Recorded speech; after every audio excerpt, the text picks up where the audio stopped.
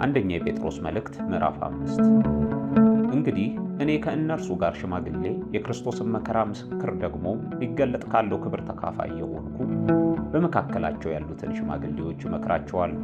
በእናንተ ዘንድ ያለውን የእግዚአብሔርን መንጋ ጠብቁ፣ እንደ እግዚአብሔር ፈቃድ በውድ እንጂ በግድ ሳይሆን በበጎ ፈቃድ እንጂ መጥፎውን ረብ በመመኘት ሳይሆን ጎብኙት።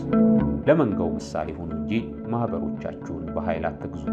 የእረኞችም አለቃ በሚገለጥበት ጊዜ የማያልፈውን የክብር አክሊል ትቀበላላችሁ። እንዲሁም ጎበዞች ሆይ ለሽማግሌዎች ተገዙ። ሁላችሁም እርስ በርሳችሁ እየተዋረዳችሁ ትሕትናን እንደ ልብስ ታጠቁ።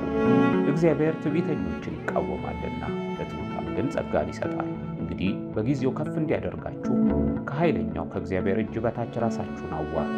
እርሱ ስለ እናንተ ያስባልና የሚያስጨንቃችሁን ሁሉ በእርሱ ላይ ጣሉት።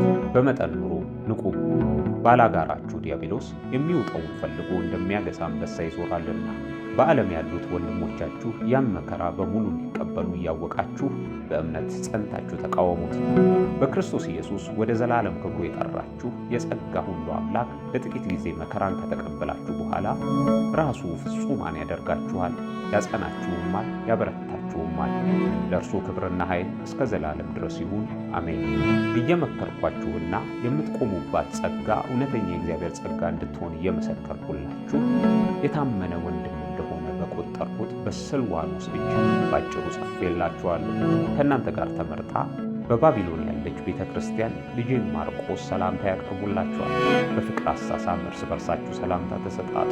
በክርስቶስ ላላችሁ ለሁላችሁ ሰላም ይሁን፣ አሜን።